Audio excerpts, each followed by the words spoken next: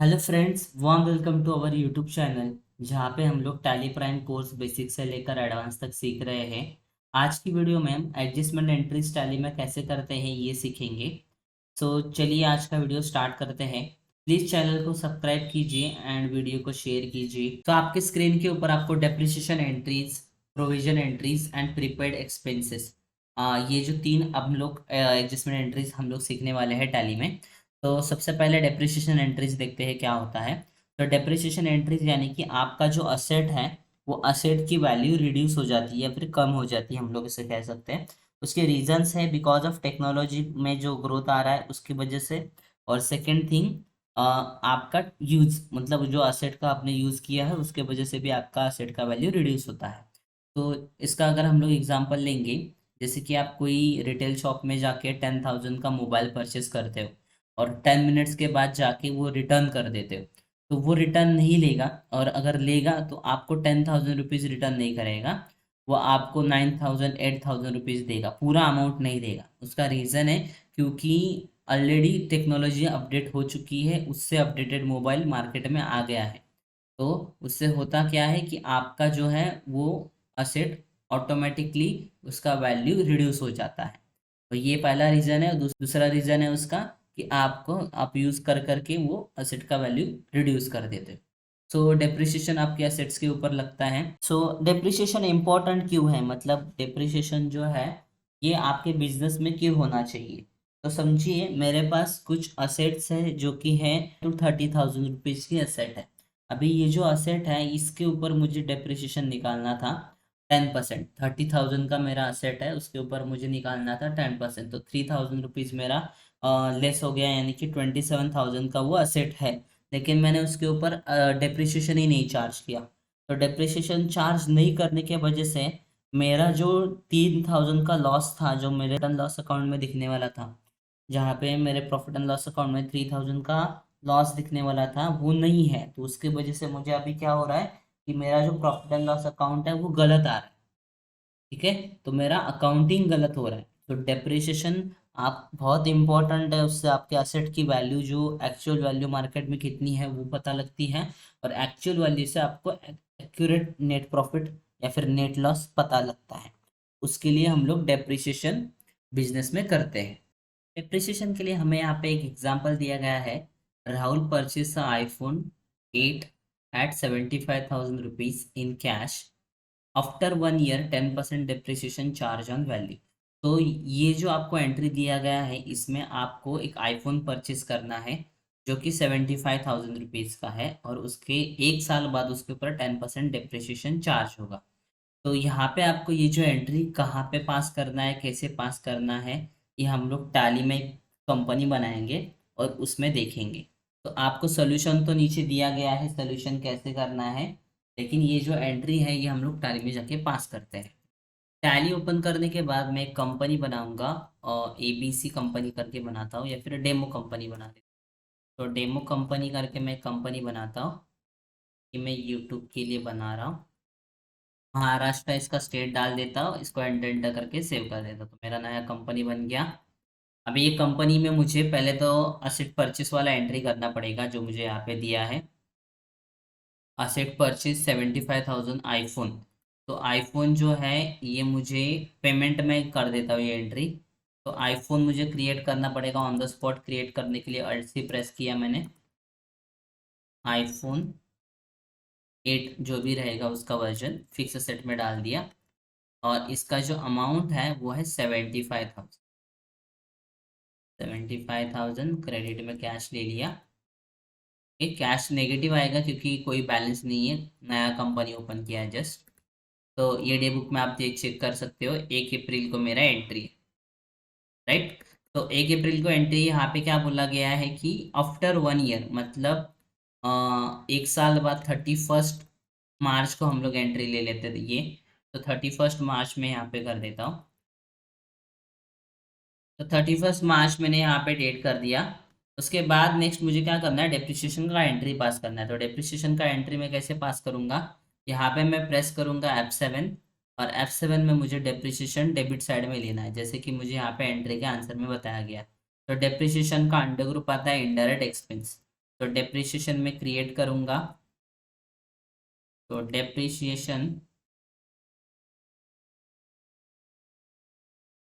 Account debit में आएगा आपका, इनडायरेक्ट एक्सपेंस में डाल देता हूँ पहले इसको। डेप्रिसिएशन अकाउंट डेबिट 10% 75,000 के ऊपर 7,500 रुपीज होता है, और आईफोन आपको क्रेडिट में लेना है। तो ये आपका फर्स्ट वाला एंट्री है जो 31 मार्च 2023 को आया। ठीक है, depreciation account debit to iPhone account. तो यहाँ पे एंट्री मैं पास कर देता हूँ। तो मेरे पास दो एंट्री रहेगा, एक तो मैंने परचेस किया हुआ और दूसरा मैंने उसका डेप्रिसिएशन निकाला हुआ। तो आप यहाँ पे देख सकते हो बैलेंस शीट में फिक्स असेट में आप जाओगे तो 67,000 का असेट आपको दिखेगा, 67,500। उसमें यहाँ पे आपका इनडायरेक्ट एक्सपेंस में डेप्रिसिएशन है, जो आपको प्रॉफिट एंड लॉस अकाउंट में भी डेप्रिसिएशन देखने को मिलता है। अगर इसको आप अल्ट F1 करोगे तो आपको यहाँ पे डेप्रिसिएशन देखने के लिए मिलेगा। ओके, तो ये आपका एक टाइप में बैलेंस शीट था, ये आपका प्रॉफिट एंड लॉस अकाउंट था। तो ये आपका डेप्रिसिएशन का एंट्री हो गया। अभी हम लोग नेक्स्ट एंट्री की ओर बढ़ते हैं। तो नेक्स्ट है प्रोविजन एंट्रीज।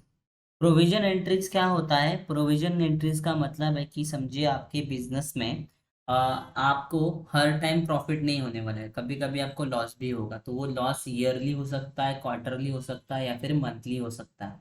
तो आपको जो लॉस होने वाला है उसके वजह से क्या होता है कि आपकी जो रेगुलर एक्सपेंसेस है वो आप पेड नहीं कर सकते। आपके मंथली जो एक्सपेंसेस होते हैं वो आप पेड नहीं करते वो मंथ में, आप क्या कर देते हो वो नेक्स्ट मंथ में पेड करते हो। तो आपको जो लॉस हुआ है उसके वजह से क्या होता है, वो एक्सपेंसेस आउटस्टैंडिंग हो जाते हैं, यानी कि लाइबिलिटी बन जाते हैं।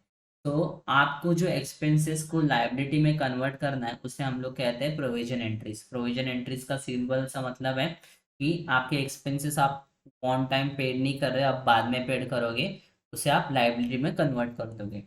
तो उसके लिए हम लोग प्रोविजन यूज़ करते हैं।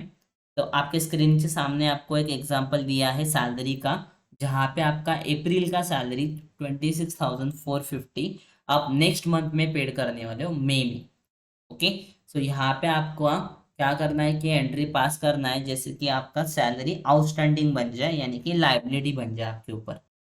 टैली में आने के बाद आपको वाउचर्स में आना है। वाउचर्स में आने के बाद आपको F7 प्रेस करना है। F7 यानी कि जनरल। अभी जो भी एडजस्टमेंट एंट्रीज होती है वो F7 में होती है। तो आपको करना क्या है, सैलरी एक्सपेंस जो है वो डेबिट में लेना है, 265540 जो भी आपको अमाउंट दिया है। और आपको सैलरी पेबल करके एक लेजर बनाना है। तो सैलरी पेबल आप जो बनाओगे वो आएगा प्रोविजन के अंदर। तो प्रोविजन के अंदर आप सैलरी पेबल बनाओगे और उसको एंटर एंटर करके सेव करोगे। तो ये आपको डेट आपको चेंज करना है तो आप चेंज कर दो। अगर आपको एक में लेना है तो एक में आप ले सकते हो। इसको इसको एंटर एंटर करके मैं सेव कर देता हूँ। ये मेरा एंट्री हो गया। मुझे अपने बैलेंस शीट में ये जो मनी है लाइबिलिटी में दिखेगा 26,450 सैलरी पेबल।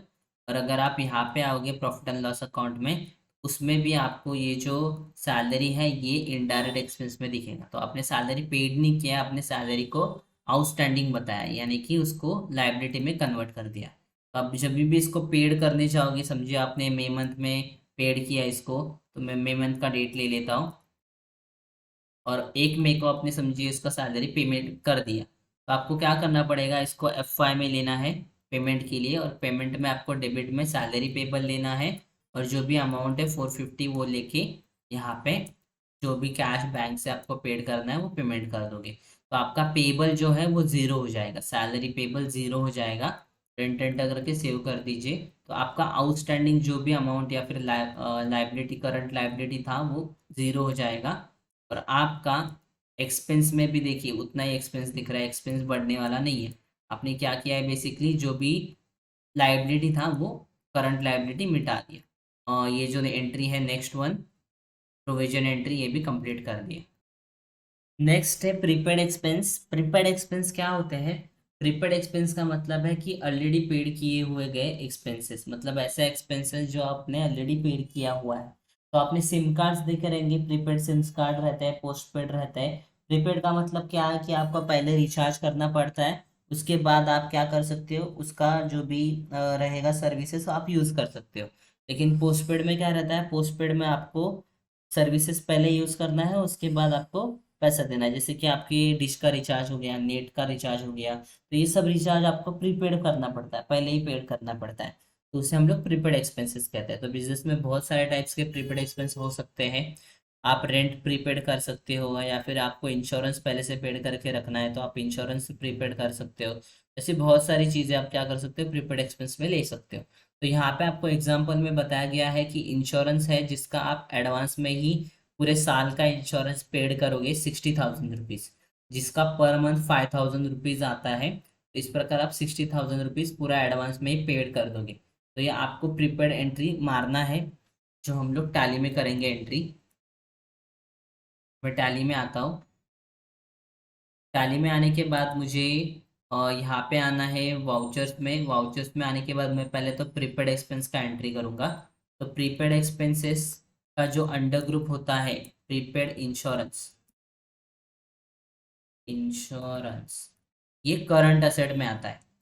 अंडर ग्रुप कहाँ पे आएगा, करंट असेट, क्योंकि ये जो आपका 60,000 है आपने अभी तक यूज नहीं किया, ये आपके लिए बैलेंस जैसा है।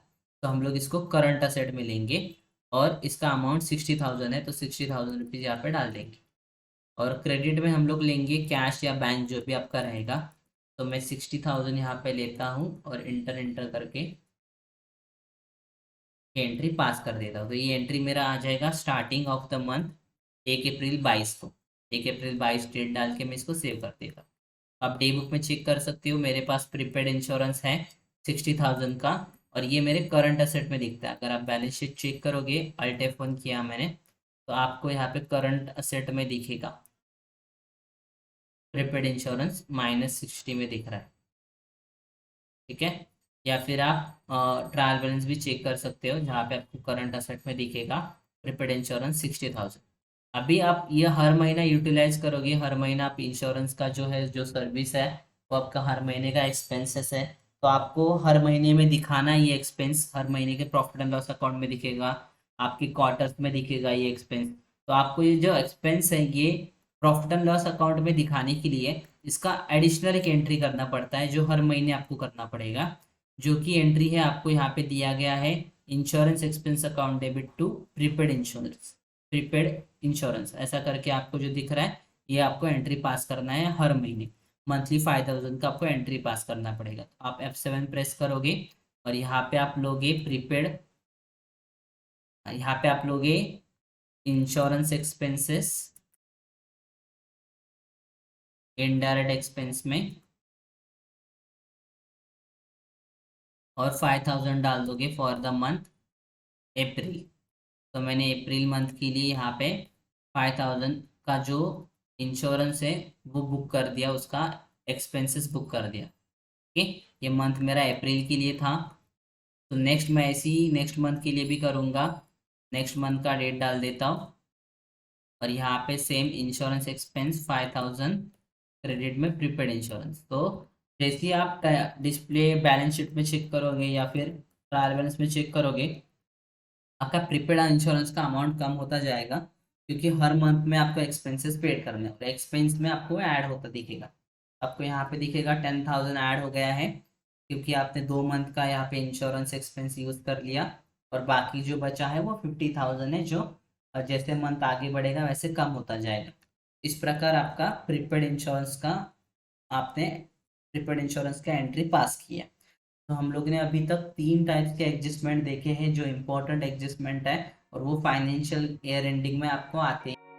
Thanks for watching viewers, take care, bye bye.